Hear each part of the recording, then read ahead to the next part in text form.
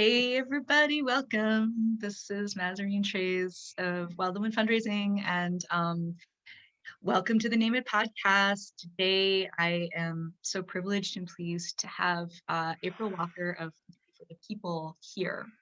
And I'm just so excited to talk with you.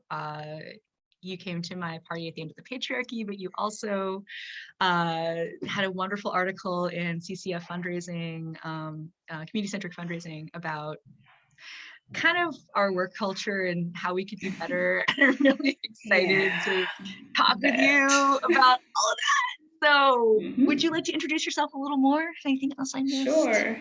Hello. Thank you for hosting Party to End the Patriarchy. We need to do that. We should be partying all the time. I'm April Walker, originally from Baltimore, Maryland, currently a Midwest transplant. Should probably stop saying that. It's going on 10 years.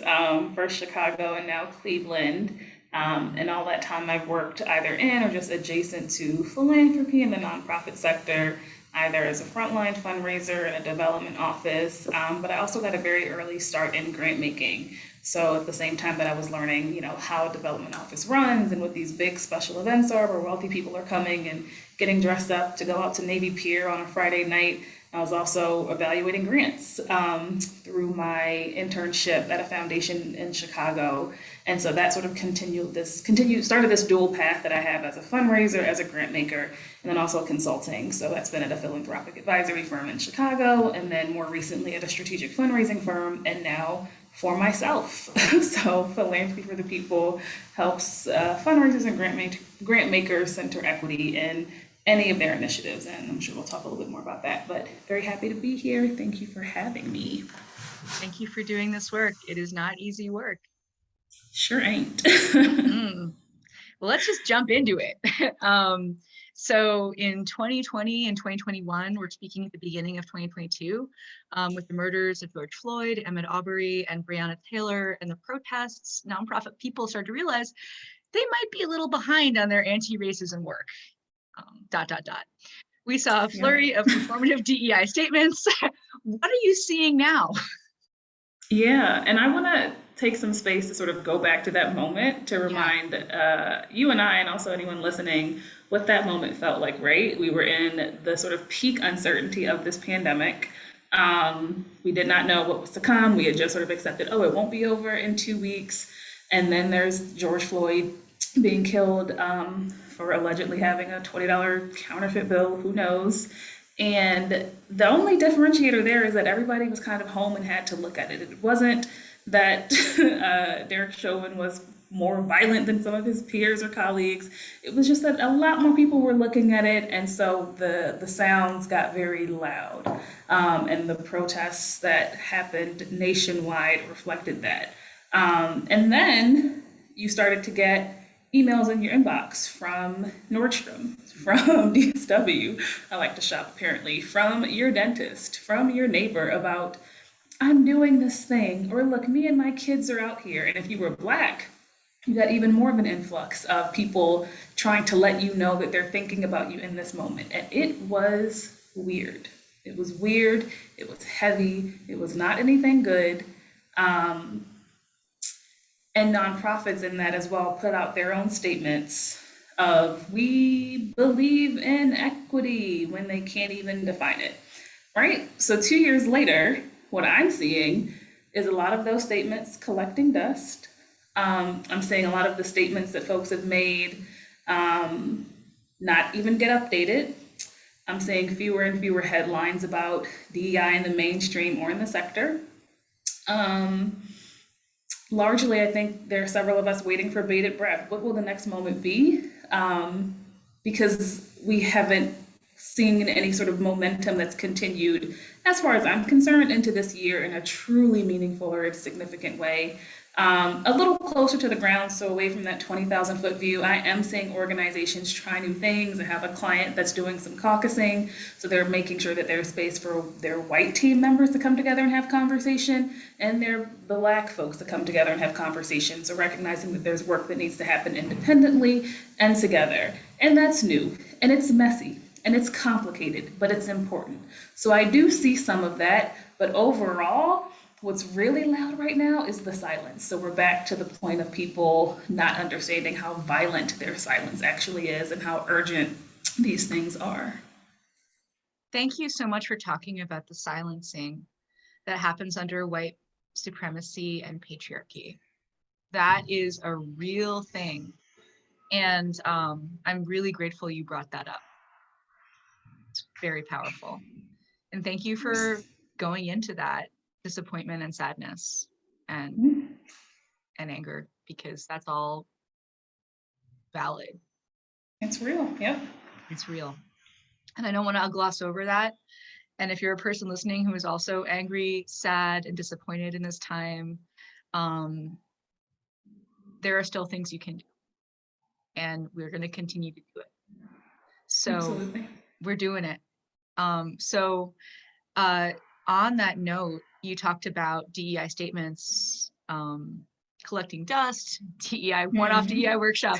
Woo! So going beyond those two things, it seems strange to some people. What makes deeper work necessary? You know, Mazarine, humor me for a bit, right? Because I know you're a very smart woman, and we should maybe talk about your conference a little bit and how we navigated that. As an attendee and you as the host, we had a moment that we had to pull out. But I think if I took a seminar on investing, would you then trust me with your 401k? No. You'd be less than wise to do that. But that's how we treat DEI. And I think the DEI culture of old was one in which like that workshop model and webinar was seen as sufficient, right? So we'll convene your team in February and we'll make a gift to your local NAACP and you'll check off the box. But it's really strange for people to think that they can undertake work they don't understand. People come out of those workshops and seminars not knowing the difference still between diversity, equity, or inclusion. And we just keep throwing terms in the mix, access, justice, as if that's helping. And it's not, because you can't heal or address something you don't understand. And quite frankly, I think that language is still really flipping safe, right? We're moving at a cadence that's comfortable for white people. I don't hear anybody leaving a DEI workshop talking about reparations. I don't hear anybody leaving a DEI workshop talking specifically about anti-Blackness. So inclusion is one thing, but what I experience as a Black woman is anti-Black is in the nonprofit sector. I don't hear anybody talking about equity, how it's an aspiration, not a lived reality anywhere in this country. Nicole Hannah-Jones, the author of the 1619 Project, who man, am I a fan of her. But she talks about how miseducation works in service to maintaining a racial hierarchy. And I think in a lot of ways, those workshops are just serving to do that very thing. Oh my gosh. Thank you so much for saying that. If anybody here has not yet read the 1619 Project, it is available. And it's impeccably researched, and it talks so much about what you just said. We're not going to go deep into it, but please go. Buy it, give it as a gift, read it again. Give it as a gift again. Yes. Exactly.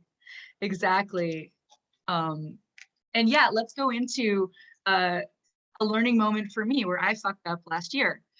So what happened, or would you like to say, or would you like me to say? Let you say, and because I'm going to give you, I think, a lot more grace than you're giving you, but go ahead. Yeah.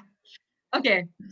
So part of this journey is learning, and trying to be perfect is part of white supremacy. So anybody out here who's all like, I could never do this work, I'm too afraid of making a mistake, just know I was right there in 2020, but in 2021, I kind of got over it. I was like, okay, now I'm making a mistake every time I talk. It's probably just going to happen. So what happened was we were in a consulting kind of group and everybody was watching. And we didn't expect that. We could have practiced that. We didn't. Heather was the person leading the group and I was just watching. And there came a question where somebody was all like, how do white consultants do better with DEI? And you were the person that she looked to, and she was a white woman. And another person spoke up, Jaya, who was awesome. And she's like, hey, don't ask her to do free labor. And I was like, yeah, God, I didn't catch that. And so I apologized right away. And the other people that were leading it, I don't think really understood what was wrong with that. And I tried to have conversations with them afterwards. So that was a teaching moment live on camera for everyone.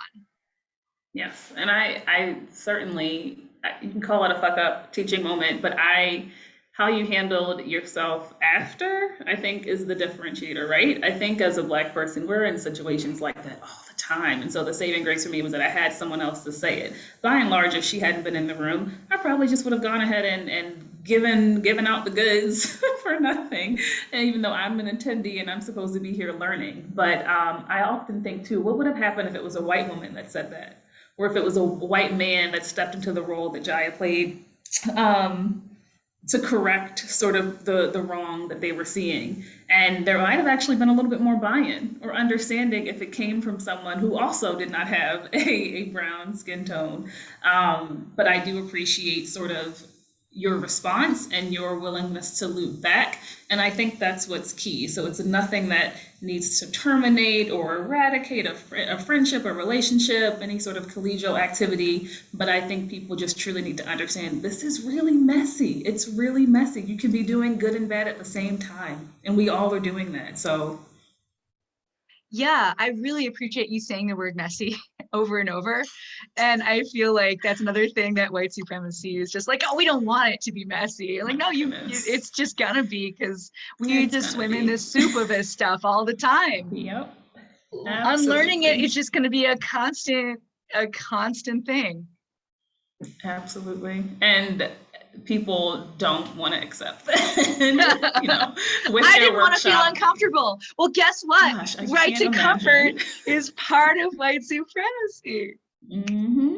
So, I've never known it, and we'll talk about that. Yes. Okay. So some people, they're like, okay, well, I got my DEI statement and my workshop, but clearly that wasn't enough. So I'm going to have a chief diversity officer. How do you feel about that? Okay. So I know a lot of incredible people in those seats, right? They are doing great work, and that work is heavy, and organizations absolutely need strategy, they need direction, they need accountability. Those people should be paid handsomely. Hear me loud and clear, they should be paid handsomely. But there's a not so fine line, right? And that's really for organizations that have intentionally kicked that can down the road for decades. And I'm talking about schools, I'm talking about nonprofits that have known, that have had people tell them, you are getting this wrong, that have seen Black person after Black person, program after program walk out of the door, and still didn't do anything. They wouldn't budget for it, said it didn't matter, didn't care at the board level, didn't care at the executive level, didn't care at the staff level, did the bare minimum and hoped somebody would solve it after their tenure. Your new hire, your chief diversity, whatever, is not going to solve that. There is so much repair to be done. You having somebody in that seat does not alleviate your responsibility for work. So I care about those people, and again, they need to do the work. They're capable of doing the work. But what I want to see more than I want to see, Black and brown people sitting in the C-suite of any corporation or organization, I want to see every leader, all the white ones especially, accountable for what are you learning? What are you unlearning? What action did you take? What action didn't you take? That's honestly what matters to me. And that needs to be written in your annual whatever, your annual review, you personally. Why are you entitled to any sort of raise, increase, anything? And you haven't done work for yourself, not just brought somebody else in to do it. Every individual has to do work. So it's a two-sided coin. You need to have somebody driving folks forward, having the conversation, getting the small wins, but accountability through and through for every human being, that's what I want to see. I could say so much more, and I'll say this. I was speaking with the ED of an organization, like a school pipeline organization essentially in Baltimore. It's actually one that I went through in order to attend the very nice college prep school that I attended for 7 years that has a tuition of $20-something thousand that no one in my family could ever dream of affording. I was speaking with her yesterday, and she reminded me that our alma mater, which we share, hired a director of equity, institutional something or otherwise. And they did that in 2020. And as much as I wish that woman well, as much as I think she can come in and do good work, all I know is that however many years prior, I sat in the head of school's office and said, this is what's happening to your Black students. And the response was essentially, oh, well, you can come back and teach. And there's just so hard to find a diverse faculty. So I'm grateful for the work that will happen. What I fear is that not enough people were looking at the harm that was already done. And those are two very distinct things in my mind. Yes. Yes. And a lot of times when white people get uncomfortable, they want to emotionally bypass, what has already been done and just focus on the future. And just give me my template, give me my worksheet. I don't have to actually feel or think about my complicity in this. Yes, I can think of another organization, a for-profit one, that had a similar journey. It intersects with my background, and they did not do well by their Black and brown employees, paid a lot of lip service, paid a lot of consultants to slow the process down, essentially. And now they have a podcast. Oh, now they have a DEI something or other. Okay, that's great. But 4 or 5 years ago, when I was telling you about my experience, your response was what? It was mishandled and it was mismanaged. So I'm happy for the folks that can come in and have a new experience, but not enough people through that process are going to understand that they have to individually reckon with how they're culpable in maintaining this broken system. 100%.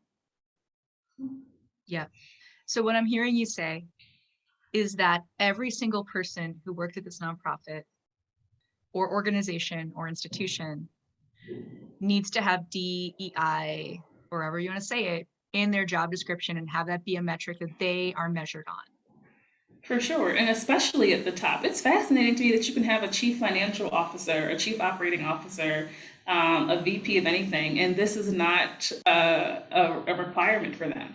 I mean, for their team, for their learning. And quite frankly, many folks are going to have to start with saying, I don't know what to do here. I don't even know how to begin. And that's fine, but we don't even invite it to the table. We're just too concerned with revenue, really with image in the nonprofit sector, but that's a whole other conversation, right? That is a whole other conversation. But I love how you're making the power structure plain and you're inviting people in to do that relational repair work, because that's how we do this. And if anybody listening is just already getting like, oh my God, I could never. Let me just say that part of this work is holding systems accountable and holding yourself accountable at the same time. Mm-hmm. Absolutely. I can't imagine, because I'm not white, surprise listeners. I can't imagine, but I would like to think that someone having done the work, right? If you listen to like a Flor Larson or even to you, if we think about the people who have done the work and speak from their own experience, but how much they've gotten it wrong. I'm not including Robin DiAngelo on that list intentionally, and that'll be like a after dark about this. But I think if you have a CFO go from one seat to the next and say, you know what, in my last job, I was looking at investments only concerned about one thing, and now I actually want to seek out a more diverse portfolio, or I want to make sure that I'm inviting in my more junior level staff to conversations, because I'm recognizing how no one on our finance committee looks different. They all look the same. They're all named Bob and John. How about that? How about John being the most common CEO name in America? How about that? Oh my goodness. Oh my goodness. Surprise. Unsurprising surprises. Yes, for sure. Yeah. So, I mean, you have such a wealth of knowledge. You are, excuse my language, fucking brilliant. So when do people call you in to do work with folks? Like, that's one of my questions to you. Yeah. I find that my tribe of clients, and I'll call them that intentionally, are folks that recognize their words are falling flat and their actions are misaligned. So people that, we made that statement in 2020, what the hell do we do now? Or I can't get my director of development to even want to talk about equity or think the stuff isn't funny. Like she thinks I'm joking. How do I bridge that gap? Brittany Cooper, who is someone I admire beyond. If you don't know Brittany Cooper, look her up, an incredible academic and writer, author of Eloquent Rage. In her work, she talks about being unapologetic about centering people on the margin. And those are my people. Those are my clients. And even if they're not at that point, right, because that's one way to live your life, they want to understand more about it.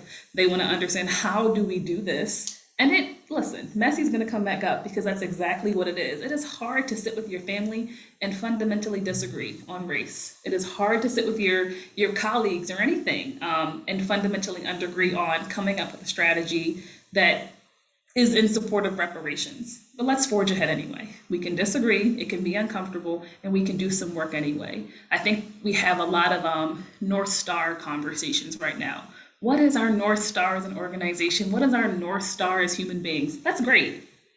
In the event you don't make it to your North Star, what are you doing tomorrow? In the event the sky falls, what are you doing next week? What does that look like? In some ways, I've talked to foundations, it's been about, hey, stop asking Black-led organizations how they're going to sustain if you are not going to give them catalytic funding. Stop doing that. Stop, going on, I won't, whatever. A lot of trade secrets, but I think it's about being accountable to yourself day to day. And the North Star is always there, of course, but it changes and it evolves. We see when we do have another mainstream event, unfortunately, which we know we will, it will shift again. Your statement will shift because it had to. But if it didn't shift because you wanted it to, you're still missing something. You're still missing the mark. Yes. So you're helping people take action on those best DEI statements, and you're saying there's still more work to do, and those are the people that come to you saying our actions and our words are misaligned. For sure. In our fundraising department, in our grant making, in our hiring, in this equity audit, yeah, and all the things. So what do you really love to do when you work with people? Man, I ended a session once and people were in tears, and I think it was a surprise to me. It was a powerful moment. But that actually felt good, that I was like shifting something, not because they were sad, don't get me wrong. They were not sad or beat up. They were simply moved. And so I think to be able to facilitate dialogue, to facilitate learning that actually strikes at the core, that gets people to think about and position themselves in the work, I really love that. Your question, though, is interesting overall as a Black woman, because only since I've been an entrepreneur, which is in the past very short time frame, have I been able to think about that in a way that feels liberating or liberated, to be able to actually have space to cultivate joy, to rest, to move slowly, to breathe. Those are not things that I at least felt or understood were afforded to me as a Black woman in this country. I knew how to work. I knew how to work very hard. I knew how to deliver, but in terms of loving something, in a habit of producing things. And so even the nature of the question is different. And I'm not coming from a tribe of women that had that luxury either. I don't believe my mother loved working at the post office for 31 years, but that's where she retired from. And her doing that enabled me to live the life that I'm living and fight the fight that I'm fighting. So yeah, it's a great question. I think professionally it's loaded, personally as well, but there are small things. I did just read a great book that I recommend to everyone by Kiesi Lehman. It's called Heavy. It came out in 2018 and won a lot of awards in 2018 and 2019, so I'm a little bit late, but by far one of the best things I've ever read. So highly recommend. Writing it down. I love that you're getting more space and time to really figure out what you love to do.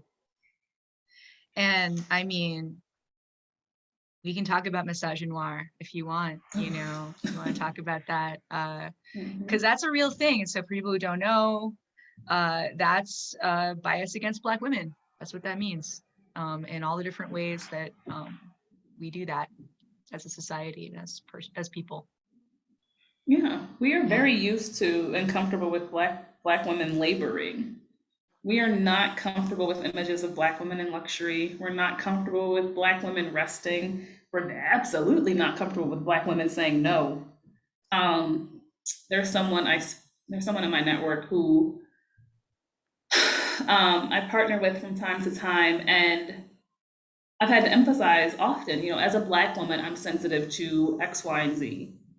And she said, well, as a woman, I'm sensitive to this. No, as a Black woman, I'm sensitive to these things because Black women's labor has liberated white women from the beginning. The roots of feminism that Black women laid in terms of taking care of households so that women who were bored could then go and fight for their rights. Mhm. You weren't doing the cooking and cleaning in your home. You had someone else to do that for you. And then you wanted to enter the workforce and vote, et cetera, et cetera. But those worlds, those realities are vastly different. And so it's absolutely important for me to emphasize. I have always ranked my Blackness numero uno, and then my womanhood, my womanness, and my faith are battling it out for number two. Mm-hmm. Mm-hmm. Yep. Yep. And that's really something that that people need to understand, that that's how this country looks at you first, then as a woman, and that affects everything. For sure. Yep. There's enough data to suggest it for anybody that needs, 1619 more Project, quantitative. whatever you Right? want, we'll link it in the show notes. Exactly. But thank you for that vulnerability, and thank you for sharing that. I really, really, really appreciate that. And this next question is more of a, I guess you could say, a less personal question, more broad. So what do you wish big org leaders understood about white supremacy culture in nonprofits? Yeah, I like this. I like this question. Because it's the other side of the coin. I wrote an article for community-centered fundraising. You want to keep Black women in the nonprofit sector, worry about yourselves. And this reminds me of that thread, right? You have folks in leadership positions, oh my goodness, in the nonprofit space that are taking some of this so personally, so deeply personally. I mean, that moment in 2020 when protests were at their peak and police brutality was at its peak and we just didn't know what to do with ourselves. I sent articles to my colleagues. I sent 3 articles to my colleagues. Here's why I, as your peer, not your director, as your peer, am asking you to leave Black people, the Black employees of this organization who are already grossly underpaid, leave them alone today.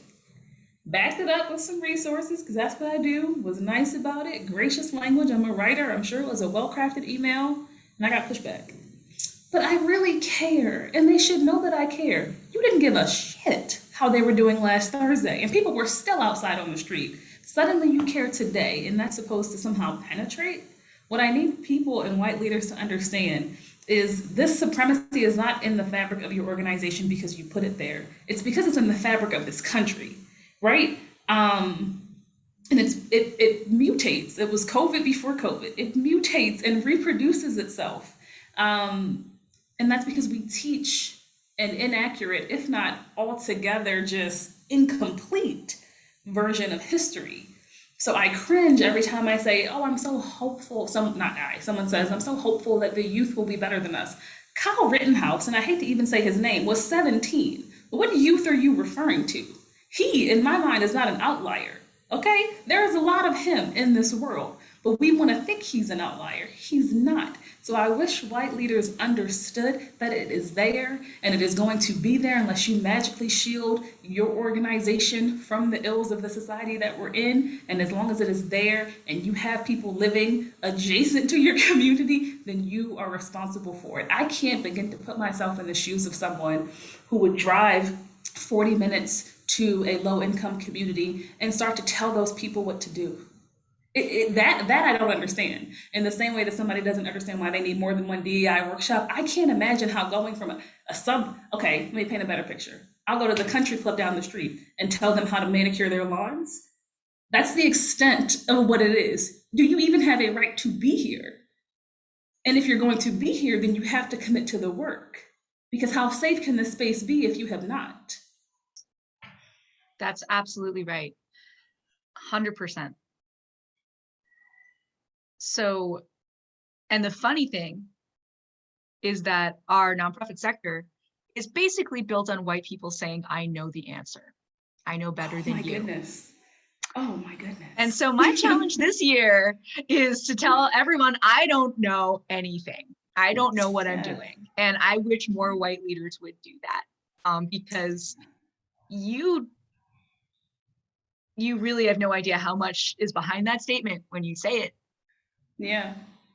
I loved your, if I could, fangirl for a moment, your email about anti-resolutions really stood out in the midst of just a slew of, both of my inboxes being full of Happy New Year and cheers to this, cheers to that, and here's how you start the year and make it great. You were like, nah, let's take a different approach to this. I thought it was powerful. I can't sum it up, but if you want to share, that might be helpful. But it just stood out to me in a very impactful way. And that is true to you, and it was true to your community. And I think if we saw more leadership that was authentic in that way, we'd be better off. Appreciate you saying that. That's very generous of you. I got those words, the anti-resolutions, from Dr. Devin Price, who is a author of Laziness Does Not Exist, which is a whole other book people should read. So let's talk about white supremacy being based on Puritanism. Let's go all through there. Ooh, but I love history. So anti-resolutions for you. Tell me what you're going to do less of this year. Tell me what you're going to disappoint, who you're going to disappoint, what you're going to say no to, what societal expectations you're going to let drop, and how you're going to be a little bit more free. Yep, it still resonates. I love it. So recent articles in New York Times last year talked about Black women loving working from home so much. There's less microaggressions. What would you like to see orgs doing about this particular thing? Oh my goodness. This is probably the one question I don't have an answer for. And that might be a good thing. It might be because I've divorced myself in some ways of trying to fix it. Yeah. But I was happy that moment got its recognition, that Black women were able, and myself included, because I hesitate to say I'm a part of the Great Resignation, but technically by a sense of the chronological timeline, no one wants to go anywhere and perform all day. I am not Viola Davis. Would love to be. I'm not Viola Davis. So yes, the safety of my home, provided it's a safe space for me to be, we have to make considerations for that, or that I have a home that is stable, that I have a home I feel comfortable in, can work in, far outweighs the safety of any nonprofit organization I've worked in. The extent to which Black women's bodies and words and everything are policed and treated as exhibitions. Oh, April, your hair today. Do you like my hair, or are you curious about it? Those are actually different. I don't need empty platitudes and compliments. You're just sort of gazing at me. You know the difference between being admired and being gawked at. And this is with people that you work with for a long time. This is not as if this is some new board member, a new colleague. This is people that you've known for years that still refuse or just don't desire to take a deeper interest in their own learning and who you are. So I don't know if there's a microaggression list place. I would actually like to see us just start calling stuff out where it's outright racist. I think microaggressions is, again, kind of soft. Yeah, let's talk about aggressions. But exactly, you're reminding me. Punched you in your face when you said what you said just now, Karen. Yeah, so let's talk about Karen for a second, just really briefly. You already answered this question earlier in this interview. You said, let's have more white people, less melanated people calling out this behavior. So if you're on a Zoom call and somebody says, look at April's hair today, you could say, you know what, let's not. How about that? Mm-hmm. Let's just have a conversation offline about this, but let's stop talking about this right now. Yeah, because she didn't invite the conversation. And when whoever else comes and cuts their hair, does whatever, that doesn't make its way into the company chat. I had colleagues previously that joked about Karens. And it was sort of to the point where I was like, I don't even have the energy to tell you why this is wrong. I'm just filing away how outrageous this is. So yeah, as a Black woman, if I can have some distance from that, if I can be less proximate to you, you talked earlier, I think when we were offline about, proximity for this year, what you want to get close to. And Brian Stevenson and his work, who we should all admire and support, at the Equal Justice Initiative, talks about getting proximate to the things you want to change. I think in some ways, this Black women working at home is a sign to say, I don't want or need to change this. This isn't on me to change it. I don't need to be proximate to your bad behavior. Yeah. Yeah.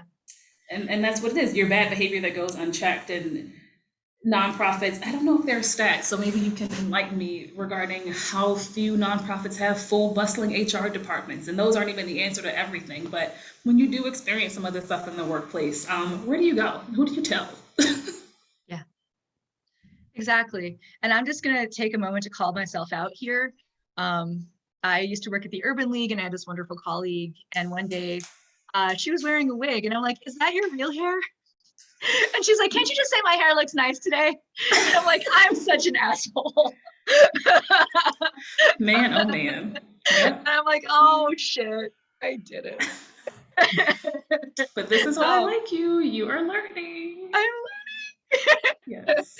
I'm learning. And still kicking myself at that one. But you know what? This is a point I'm trying to tell other people who are listening. Like, everyone makes mistakes, and I'm still always making mistakes. And I appreciate what you take that with. That reminded me of a former colleague. This was much earlier in my career. I think I was in the office sick, because if you remember way pre-COVID, even if you were sick, you still went to work because you were afraid that something bad was going to happen to you. Yes. Like losing your job or being penalized. So yes. Think back to that era, right? I remember, so I must have been presenting as if I felt as bad or looked as bad as I felt, and a colleague called me a carrier monkey. And I'm getting upset now. I asked her to repeat it to make sure that I heard it. And she tried to explain that it was a movie reference and still didn't understand what was wrong. My other colleague who knew without saying anything was like, April, it's okay. And then another Black woman who she was not in solidarity, God bless her, but she was not in solidarity. She actually spoke up, because I think everybody saw that young lady's life flash before her eyes, but she didn't.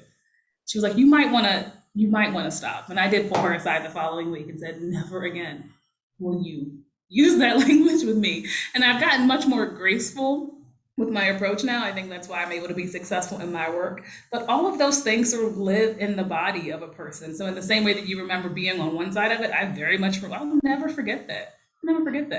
As opposed to how easy it would have been to say, April, you really don't sound like you feel well. Maybe I can go with you to so-and-so and see if we can get you to go home. That's her racism showing. I mean, ultimately, that's it, and I hope someday she understands that. But even if she doesn't, people should pay people very well to help them understand what these little interactions mean. Say it again, Mazarine. People should pay people like April very well to unpack this crap, because otherwise you're going to lose everybody who is a really incredible person at your organization. And that's what our organizations are built on, people. That's all they are. That's the only reason they're successful. So Great Resignation ? What leaders can do to keep their good staff. We talked about this a little bit. I think letting people work from home is one of the answers to that question, obviously. Less microaggressions, maybe. Mm-hmm. What do you think? My core answer is nothing, but it's nothing because I want people to liberate themselves from the places they don't want to be. And I have half a mind to start a Liberate Yourself movement, because I do see it as distinct from this Great Resignation moment that's happening because the workforce is just in its weirdness right now. Leaders specifically can be honest about how much they have to learn, be honest about how they've fallen short with retention, even though they've known the word since they were yay high, and be honest that they don't even know what to do and will try, and be open to actually learning and doing that. But by and large, I personally can't advocate for organizations holding steadfast to who they feel to be the cream of the crop, because maybe that's not the best place for them. And not everybody, is going to have the patience to see your learning journey through. That's something else you have to accept. So find people create a tribe, a community, and be honest about where you are and the questions you want to ask and what you want to sort of bounce ideas around about. For years, I have been desperate for white people to come to me with learnings of their own. Like, this is just like huh, and it doesn't always happen that way. As opposed to, hey, answer this thing for me, and then also do the follow up with it, and then make me feel really good about it. Mhm. Right. So maybe don't ask your employees who are from oppressed groups to do the work of figuring out how to stop your racist system and behaviors. Maybe, right? Like, it's wild ideas we're throwing out here, but no, it's true. I'll stop being as facetious. I do No, think it's that leaders funny. have to You're get, funny. yeah, thanks. I do think leaders have to get honest with themselves, and to any Black person in any work environment, if you don't want to be kept, don't be kept. If you want to be free. And it has taken me a long time to say that, to know that, to accept that. Um, but I do feel better than I've ever felt. The less proximity I have to workplaces that have harmed me, there's a lot of healing that actually has to be done. So I really appreciate you saying that. And that's a wonderful note to close on, because liberating ourselves from these power structures that are not supporting us is the work. And I was interviewing someone else on Monday, and she said acts of rebellion are very personal. mm-hmm, And I really like mm-hmm. that she said that, because you can stop being there. And I know it's a very privileged thing for me to say, but you For can look sure. for another job and go out on your own, and whatever you need to do, I'm here to support you. And on that note, we're going to do the next party at the end of the patriarchy conference in July. We're going to have Ooh, April. We're going to do a month of healing. And nice. so we're going to do sound baths, art therapy, movement.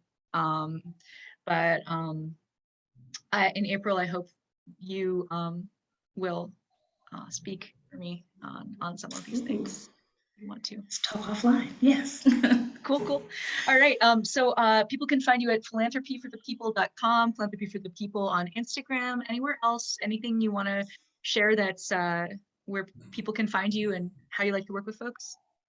Yeah, same tag and title on LinkedIn as well, or just my page, April C. Walker. Um, I like to work with folks that are not okay with being uncomfortable, but understand that it's part of the process, and who want to get into the middle of it. Equity in action is not what you likely think it is. It's not only about establishing your North Star. It's about your day to day, and so I like to help folks operationalize that. And if you want to dig in, feel free to be in touch. If I said something to piss you off, mind your business. If I said something you like, feel free to email me.